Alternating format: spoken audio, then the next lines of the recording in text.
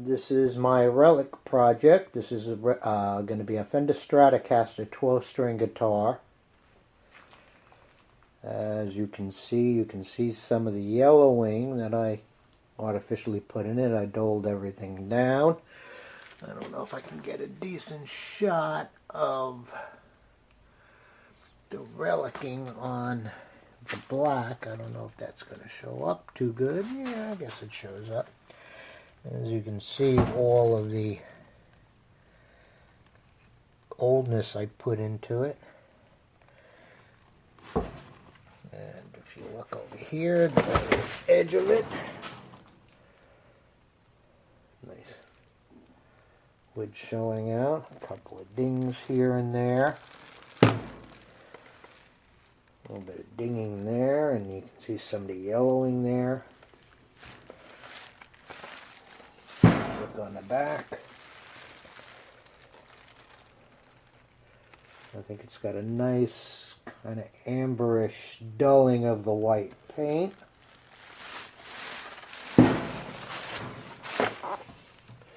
This is the neck I'm going to use. I think taped on there, that's the Fender logo that I'll have to put on there later. When I bought this neck, this was the color of the headstock. I'm going to change that, sand it down and make it the same color as the body, and do a little relicing work there. This, I discovered, has a problem with the 7th fret. It's kind of bent up a little bit, and I just think I'm going to do a complete refret on this neck just to make everything nice and fresh, and this way I can level it to my satisfaction. This has got vintage thin frets on it, and for a 12-string that's not really my cup of tea anyway, so I'm just going to put the standard size frets on it. So that's my project as it stands now. Also the white pickup covers and knobs, those are all going to be changed. I've got some black ones that I've got to beat up yet, and I will replace those at the time. I've also got some better pickups for it that I'm going to be putting into it. I'm not sure what I'm going to do with the hardware yet. I don't know if I'm going to antique that and corrode away some of the finish on this with some muriatic acid. I just haven't decided yet. That's my project, the way it sits right now. Hi, my name is Dan Venino. If you remember last time, this is my Fender Stratocaster 12-string Relic project. Last time I showed the relicing that I had done on the body as well as the pick guard. Today I've attached the neck just to see how it fits. It looks like it fits really well. The things that I don't like about the necks is this has vintage frets. They're a very thin fret, and I just don't like the feel of vintage frets on a 12-string guitar. I much prefer standard frets on a 12-string guitar. If you also notice, the paint on the headstock is a very different color than the body. So what I'm going to do is I'm going to remove all of the tuning hardware as well as the string retainer. I'm going to sand the headstock down. I'm not going to remove all of the color. I'm just going to sand it down enough to rough it up a little bit, so when I repaint the headstock the same color as the body, the paint will stick. Then after I paint it, I'm going to let it dry real well, and then I'm just going to give it a little bit of a relic job on the headstock itself as well. What I'm going to also demonstrate today is proper removal of the frets, how you would clean up, sand down, re-radius a fretboard. Another interesting thing I'm going to do is from the 12th fret down, and not too many guitar techs do this, I'm going to slope the fretboard towards the body just ever so slightly, probably even less than a millimeter. But what that allows you to do is it allows you to get a super, super low string height. As everybody knows, playing a 12-string guitar is not the easiest thing to do. You've got 2 strings to press down instead of just 1 string, and that can wreak a little havoc on your fingers. So by leveling down the fretboard and sloping it from the 12th fret to the body, that's going to allow you to get your string height super low. It's going to make pressing the keyboard, the strings a lot easier. You're going to be able to fret this a lot easier. What I'm also going to demonstrate is I'm going to demonstrate how you level your frets, how you edge your frets, how you crown them to bring that roundness back to the fret. So let's get started. Now, as you can see here, I've laid this guitar face down on a nice clean soft towel so as not to scratch up the front. Not that it matters much when you're doing a relic job, but this is something you always want to do if you got a nice new guitar. You wouldn't want to give it back to your customer all scratched up. Notice here I have 4 screws with a back plate. We're just going to remove the screws. These are on here a bit tight.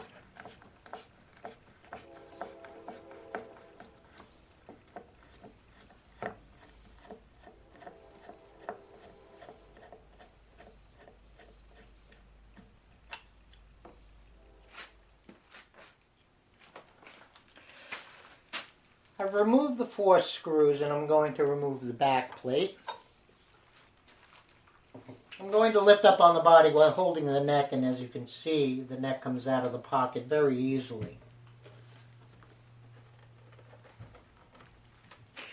You always want to take a look at the holes that are in the back here.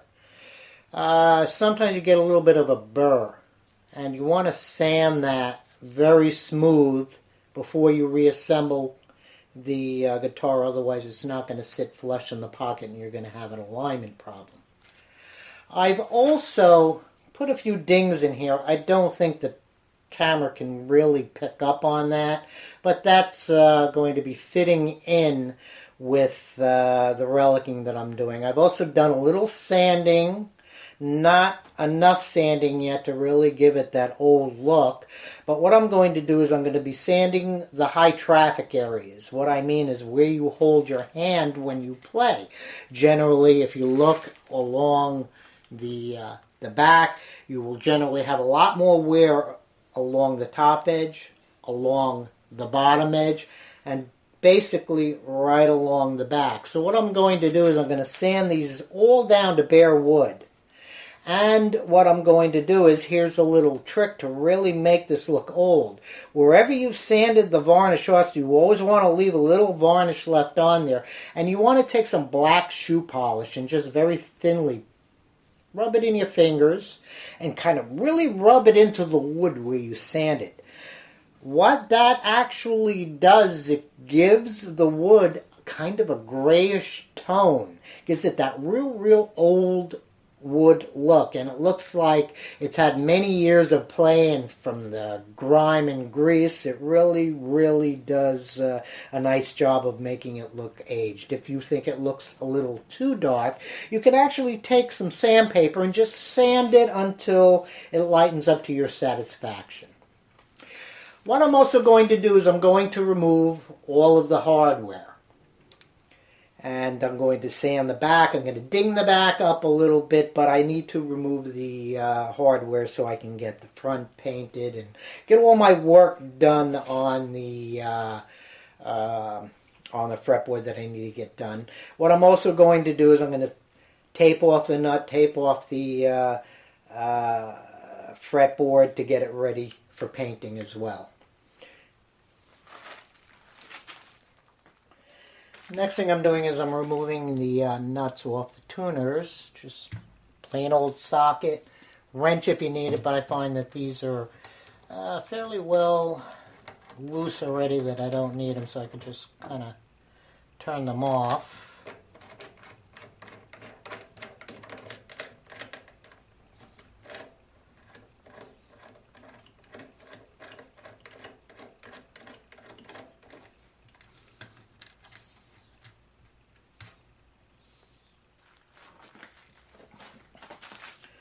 Now you have some smaller screws here.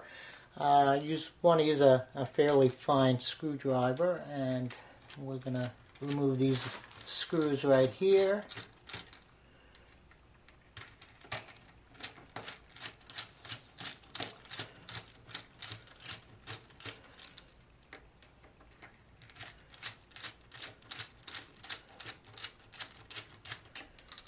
And as you can see, they just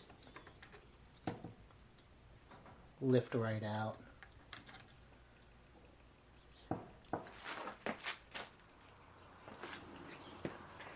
As you can see,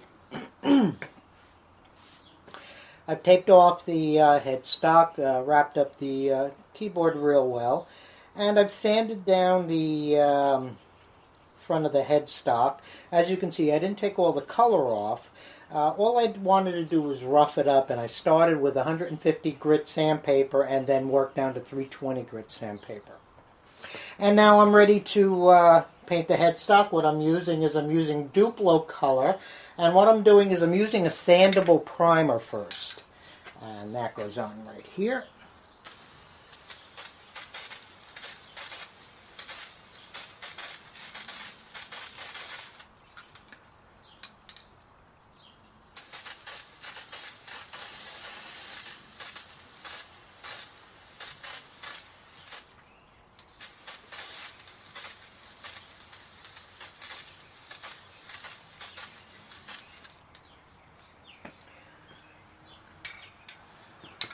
Then I'm going to step to this side. If you notice the tape comes up above the headstock, that works as a dam, so I make sure I get all the way to the edge without it running down the side. The person that painted this headstock before, he used some sort of a weird masking technique where he actually missed a lot of the edge of the headstock, and the raw wood actually showed through it. And we want to try to avoid that, so I'm just going to give this a little shot right in here just to make sure we have a nice coat. And then a little bit more over here. And then we're just going to let that dry overnight, and then I'll put the regular paint on, which it's kind of a vanilla color white paint. It's just kind of an off-white that has a little bit of a yellow tinge to it, and that gives it a nice kind of antique effect. And we'll apply, what I will do is I'll wait for this to dry. I'll give this a quick sanding just to smooth things out, and then put the final paint over that. Okay, I've completed my primer coat, and I've also put my main coat of paint on here. What I've also done was I've taken a little nitrocilious lacquer and mixed that with a little bit of an amber pigment. And what I did was I just put a little bit along the edges here before I sanded, and then I sanded everything down smooth, getting the shade to about where I wanted it, where it just gives you a slight oldness. Looks like the edges are just starting to yellow a little bit, as you can see.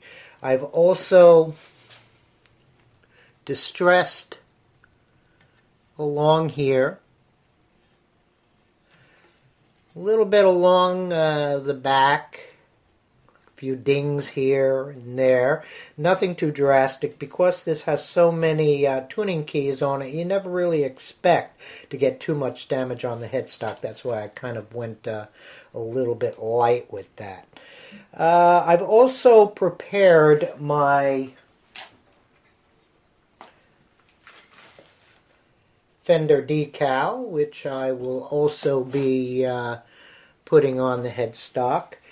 And that's just about where I am right now. So let's get started applying the headstock. Once I apply the headstock, what I'll be doing is I'll be adding a little more lacquer to the top of it just to keep the decal in place and seal everything up real good. And then what I'll be doing is I'll be sanding down the lacquer to a flat finish so it does look like it's kind of worn.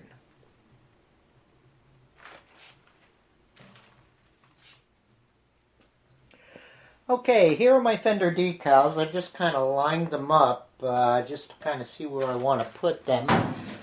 To prepare these decals, what I use, it's just a regular water slide decal. And I've actually done it right through my printer. And then what I did was I just cut them out and just sprayed a little bit of nitrocilious lacquer over them and let that dry real good. What that does is it gives the plastic a little bit more strength so it doesn't tear on you when you put it in water and you loosen the actual decal from the paper. So what we're going to do is I'm just going to drop this in the water. As you can see, it folds up, so you kind of got to be pretty careful here. You kind of hold it in under there. And you don't want to leave it in for too long. You just want to leave it in long enough to let the glue work its way loose. You want to keep as much glue on there as possible. After we put these decals on there, what we're going to do is we're going to spray a little nitrocilious lacquer over the whole thing, as I mentioned before, just to keep it a little bit of strength. Now, as you can see, it's just starting to come off. So what I'm going to do is I'm going to put it face down to kind of dry off some of the water a little bit. It makes it easier to handle, but you do want to leave enough water on there to let's see, we just want to get this off the paper now, as you can see right here.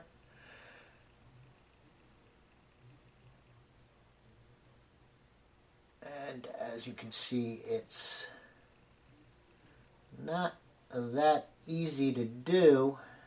Let me just fold this up and get the paper out of there, and there we go. Now, as I mentioned before, you want to leave enough water on there so you can slide it into exactly where you want it.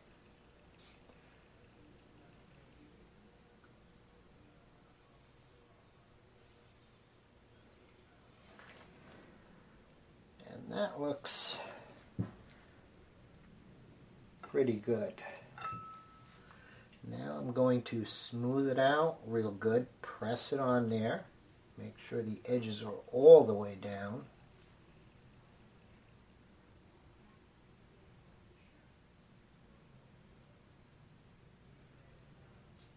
Then I'm going to blot it dry.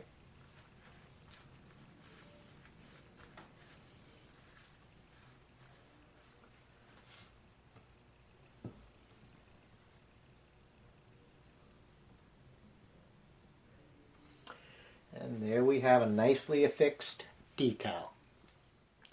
Okay, the decals are now affixed, as you can see. Nice Fender Stratocaster with the original custom contour. And if you look on the back, nice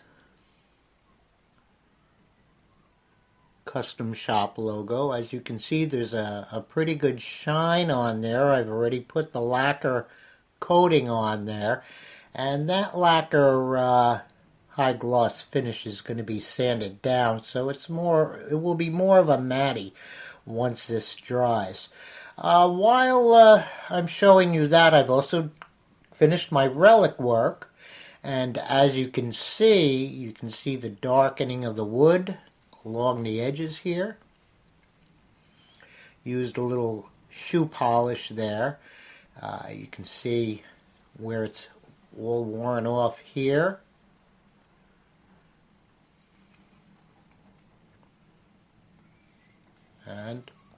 over here, and same along the edge over here. You can, it's a little bright, but you can see where you've got some wear marks all along the edge over here as well. Now, what I did to achieve that was I started with about 150 grit sandpaper and just sanded it down to the bare wood. Then what I did is, if you can notice the grayness there, what I did was use some shoe polish and just kind of really rubbed it in good to give it that old wood look. As you can see, you can probably see it a little bit better along here, because the light's a little bit better there. And then I took a little sandpaper and I just kept sanding it until I got to about the darkness of gray that I wanted, the proper shade of gray that really makes it look old. Now, I know the camera doesn't do this justice. You really have to see this in person. But it really has a nice, worn look to it now. And we'll just wait for the varnish to dry, and we'll just finish that up. And then the next thing we're going to do is we're going to go on to removing the frets and refretting and dressing them all up. And until next time, we'll let this dry for about 24-48 hours and then complete the sanding of the head. I'm now going to start the fretting process, and we're going to start by removing the frets. The first thing that I'd like to do is I'd like to discuss some of the tools that I'm going to be using. These are specific tools that are made specifically for this purpose, and they can be generally purchased at StuMac, which you can find on the internet at stumac.com. Let's start with this tool right here. This tool is used for actually removing the frets. Don't mistake this with the commercially available type of puller, because this has a ground down edge, as you can see. We also have this tool, which actually could be bought at any hardware store, and this is used for cutting the frets. This has a beveled edge, so this is really no good for pulling the frets. And this is the one that we use for pulling the frets. Also, you want to have a couple of rags on hand. You want to have an X-Acto knife for cleaning the slots out once you get the frets removed. And this is a special tool also that's available at any of the Loosier or guitar shops. Generally, you can find these online. And this is a slot saw, and you use this to clean out the slots. You may need to sometimes make them a little bit deeper, but just for removing the debris, this works real well in conjunction with the X-Acto knife. Also, we have right here, this is a radius block. You can see that the block is slightly curved, and this is what we're going to use to form the arc. As you can see, if you look at the back, you'll notice that the back of the neck has a bit of an arch to it. The fretboard has a bit of an arch to it, and this is approximately a 12-inch arc, and I'm sorry, what they call a 12 arch, and I'm going to bring this down to a 14. These are the frets I'm going to be using. They're already pre-radius. They're over radius, so I'm going to have to flatten these down a little bit, and these are genuine Fender standard size frets. And also we have some sandpaper here. This is a sticky back sandpaper that we're going to be attaching to the block when we sand this down to a different radius. You'll notice that what I have done was already removed the nut, and that's a very simple process. Essentially, you want to take your X-Acto knife and you want to just carve along the edge of the fretboard and also along the side of the fretboard and in front, just to kind of separate any lacquer or oils or grease or anything that may cause this to stick and chip away some of the wood. So you want to pre-loosen this on all sides so you don't either chip or peel the paint or break up your rosewood here.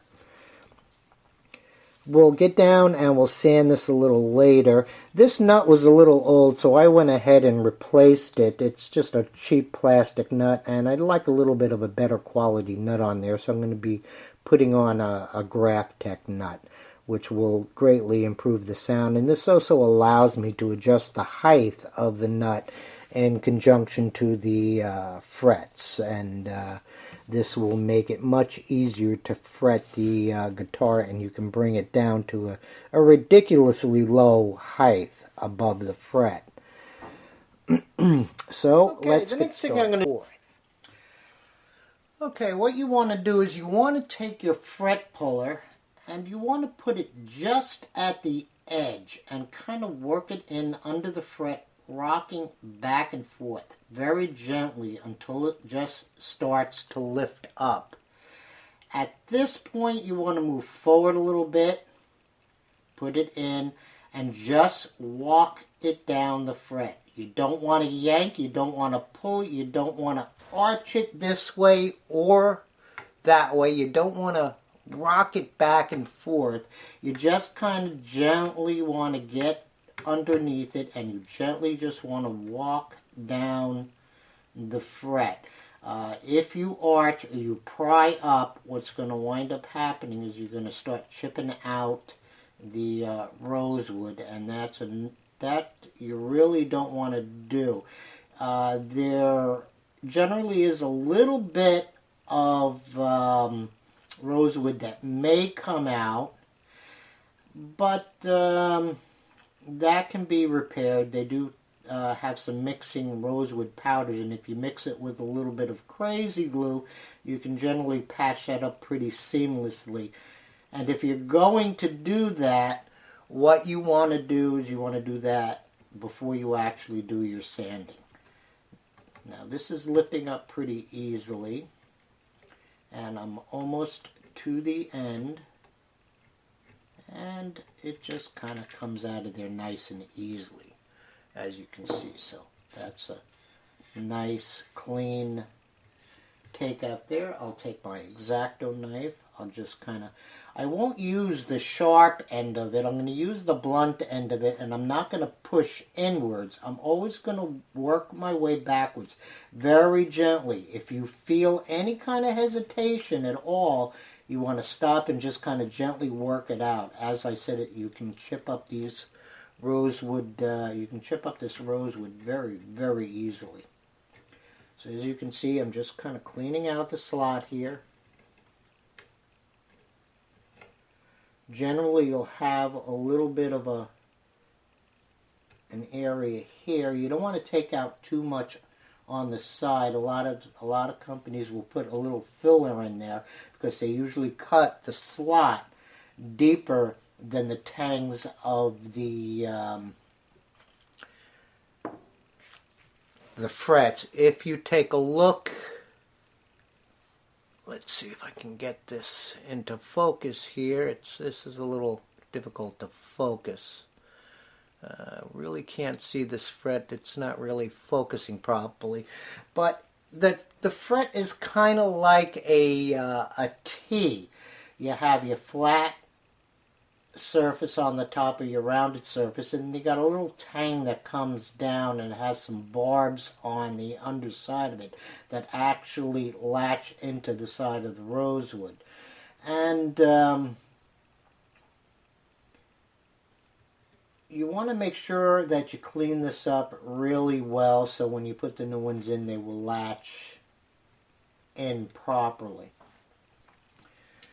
What I'll also do is I'll take my saw here, kind of work it in, and just kind of clean the slot up a little bit. These slots are really thin, so the saw doesn't fit in that great, but the X-Acto knife, that really fits in there perfectly. So I'll just kind of clean those slots out. And this one looks good to go. We got a little bit of chipping there, but nothing that can't be sanded out nice and smooth. And that's basically how you remove the frets. Let me put the next one into focus here, and we'll get that one out as well.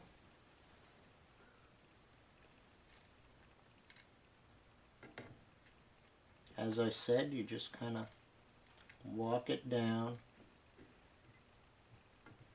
very easily.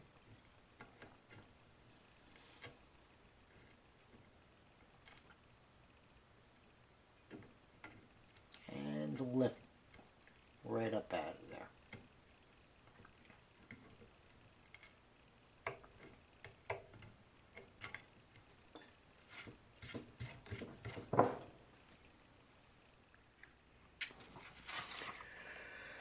Okay, the next thing I'm going to do here is I'm going to take some sandpaper and I'm going to just very lightly sand the top just to get rid of any of the ridges, just to make it nice and smooth. I don't want to do a complete sand job because I'm going to be doing a leveling, so I just want to get this smooth for right now so I can take some measurements on the neck without having any rises or burrs to have to worry about. Now I'm just going to wipe it off a little bit there. And now it's flat all the way down. Now, the reason I want to take any burrs or rises off the rosewood where the slots are is because I'm going to use a straight edge and I'm going to get this neck absolutely straight. Now, this is a special type of straight edge. As you can see, it's got notches in it, so you can use it both with or without the frets. It's got a perfectly straight edge. And the easiest way to straighten this is you just kind of put it right in the middle here, and you just kind of wiggle it back and forth a little bit. And if you don't feel any resistance, if you don't feel the edge rubbing against the wood, you know you have a slight bow in it. So what you're going to do then is you're going to take your Allen wrench and you're going to torque the truss rod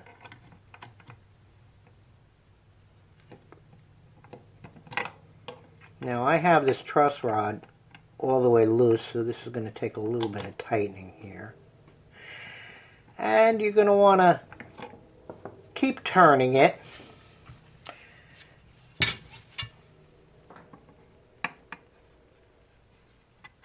until you feel a little resistance in the center here. I'm going to use a regular ruler as well, which I know has a true flat edge, and it's a little bit more flexible, so I can get a little bit of a better feel. So I have to torque this a little bit more.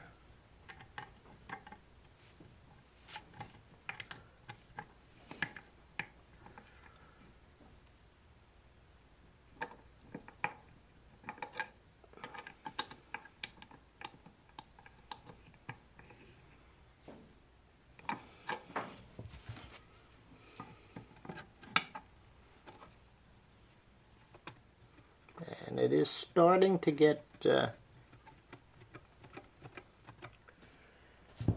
am starting to get some drag on it now. Another turn ought to do it.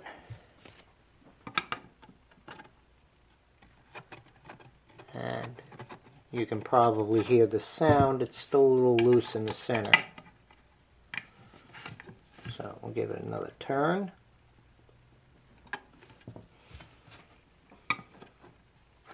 And that is pretty darn straight now. Now that'll give me a perfectly flat edge. So when I start sanding, I know that I am perfectly flat across, and basically what happens is when you put the strings on, it's going to bow and flex again, and then you can adjust your truss rod once the strings are on and to tension to get that straightness back. The next thing I'm going to do is I'm going to start sanding, and what I'm going to use is my block, which has the 14-inch radius already carved into the bottom, and what I'm going to do is just affix some sticky-sided sandpaper to that and start working it back and forth. Okay, now I'm going to start sanding.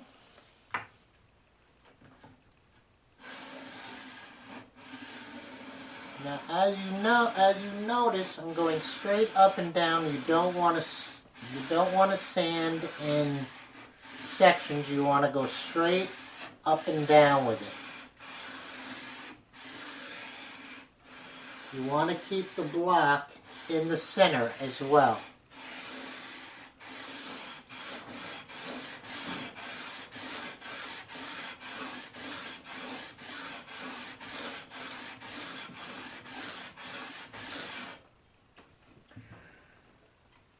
What I have here is a radius gauge, and what I'm going to do is, as I'm working, I'm going to check to make sure that the radius that I'd like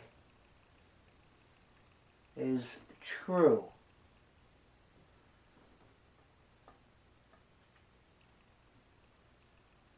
And this is really starting to look good. So I'm going to keep on sanding until the board is nice and clean, and it looks like the radius, this goes pretty quickly. It looks like the radius has already been achieved. It doesn't take much to get this back into radius.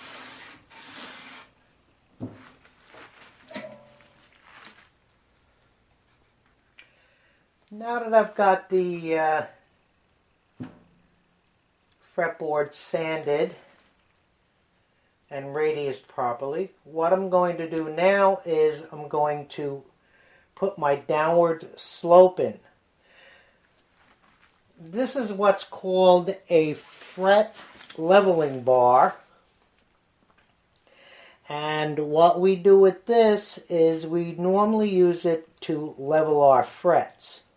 Well, we're going to use this to level our fretboard and give it its downward decline. What I do is I start by placing 7 strips of masking tape. That gives me the perfect decline. So basically what I do is I put sandpaper halfway on the board, and then I use this to set my angle.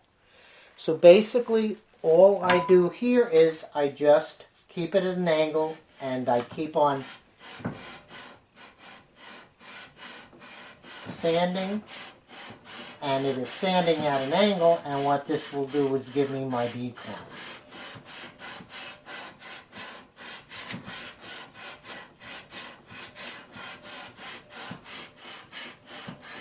This will take a while. And then once I'm done, as you can see it's working over here but hasn't yet gotten up here. Once that is done, I will come back with my radius block and redo the radius on this.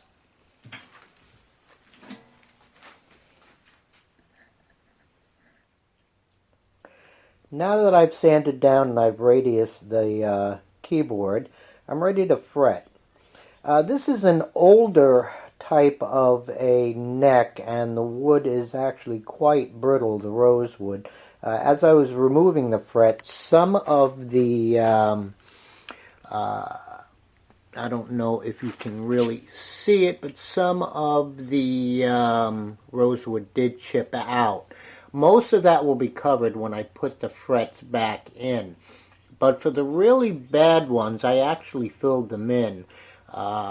Now, normally I would be a lot more cautious about filling these in using the correct type of filler and color matching a little closer. But because this is a Relic job, I actually wasn't too concerned about that. I actually wanted some of the off color to look like it's been repaired several times. But basically what you need to do when this happens is you need to use a adhesive. Now this is basically crazy glue. This is a special kind of super glue that is very, very thin, and you can get this at Stuart McDonald along with some rosewood powder. What's nice about the very thin crazy glue is that when you put a drop inside the divot, it wicks into the powder when you put the powder on top of it. So it basically looks like wood, and if you match your color, it really comes out almost transparent. Again, I wasn't concerned about the color, so basically what I did was I dropped a little crazy glue in there to fill up the divot, and then I sprinkled some powder on top of it to soak into the powder and actually let it mound at the top before I did my final sanding. So although you see the stress there, it's actually perfectly smooth because it is filled, and the distress that you see there now is actually the fill. And as I said, most of this is going to be covered when the frets are on there anyway.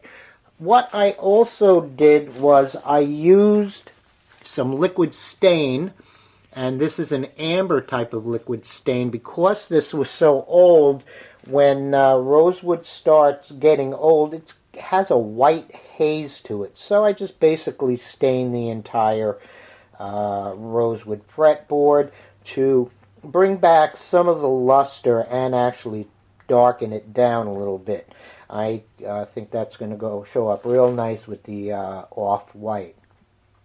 So that's basically where we are right now. Now let me discuss some of the tools that we're going to use to actually fret the fretboard. These are fret cutters. They're beveled inward so you don't actually nick the wood when you cut them off.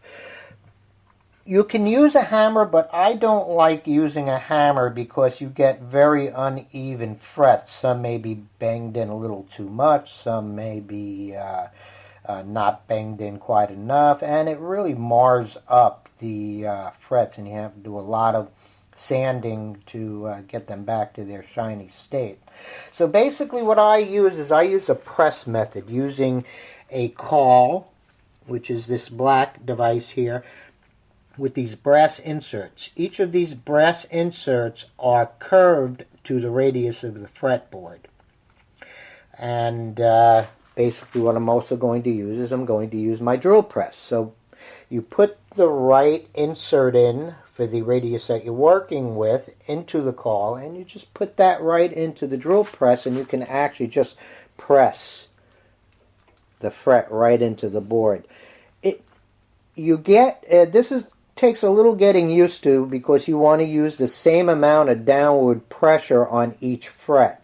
And basically what that does is it puts it in nice and smooth, doesn't mar up the fret, and keeps them all at the same level. And this allows you to do very little fret dressing. And even a lot of times, if you're really good at it, you may not have to do any fret dressing whatsoever. Now, as far as what I'm talking about, as far as fret dressing, that would be fret leveling, to level the frets so they're all one height. And that's going to save you from having to recrown, which is bringing the roundness back to it. So basically, if you do it correctly, all you would have to do is snip off the ends of the frets and then file them down. It's called end dressing, and putting a nice smooth round edge on it. So I'm going to get set up here, and I'm going to show you how to put a couple of frets in.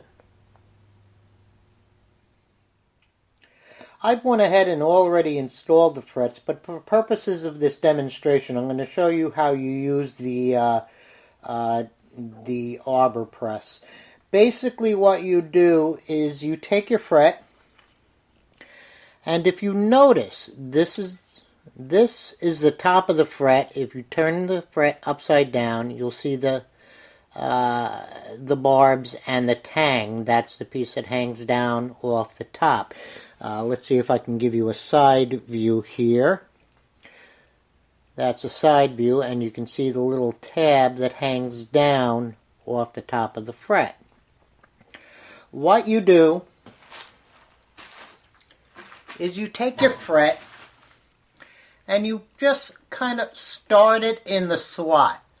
And you take your finger and you push it into the slot, and that hanging piece that's hanging downward, you make sure that that's straight. You look at it from a side view, and you make sure that's straight up and down, that it's not in crooked this way or this way. You just have to make sure it's straight up, and you press it in with your finger just to start it. Once it's pressed in and standing up straight, you line it up. I know you can't see it right now, but because my hand's in the way, but you just kind of line it up. I'll take my hand out of the way once it's lined up. In, as you can see, I have it lined up over the fret, and then you just kind of push it in with even pressure until it seats all the way down. You can look through the side, and you can actually see the tang sticking up out of the top. And as you're looking at the side, you push it down and you'll actually see the fret seat into it. Once it's seated all the way in, then you release the pressure. And that's essentially all that's to seating a fret in.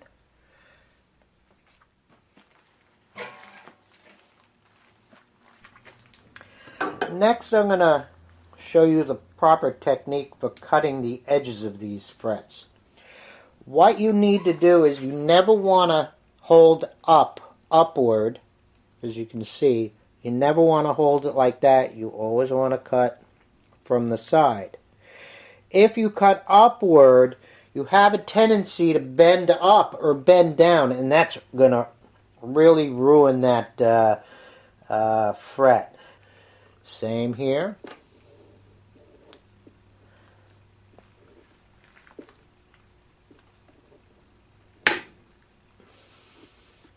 Now normally I would turn it around a little easier.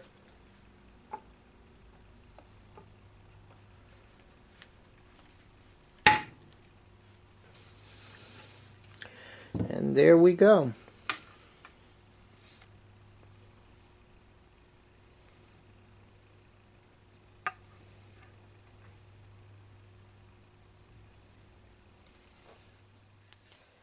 I'm done installing the frets, and that went very well.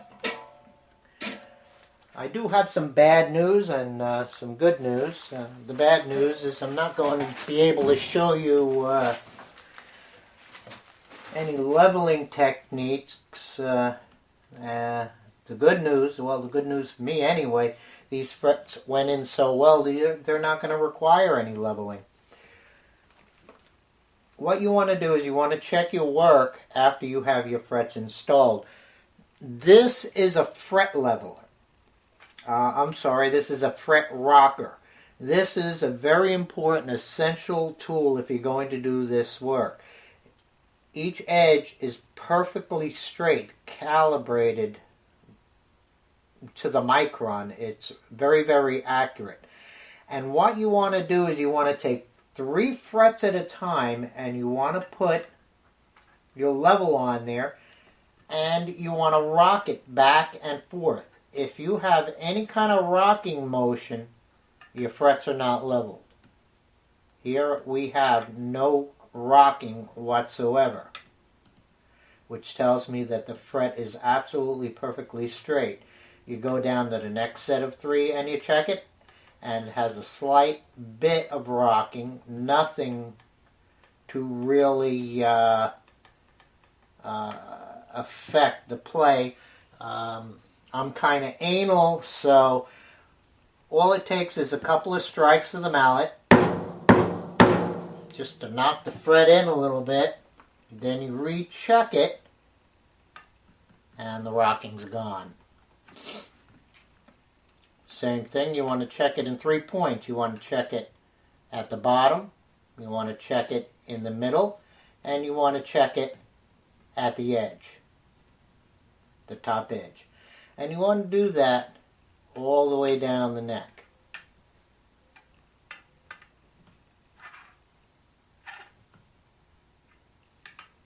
As you get closer, you switch sides, so you're only covering 3.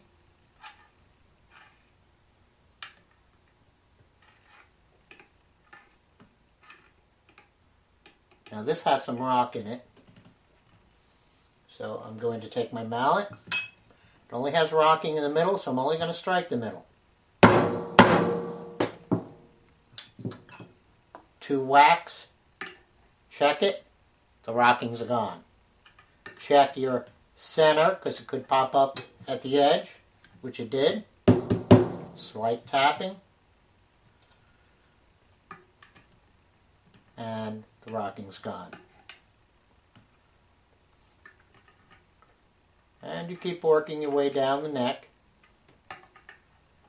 Now I'm going to switch sides again.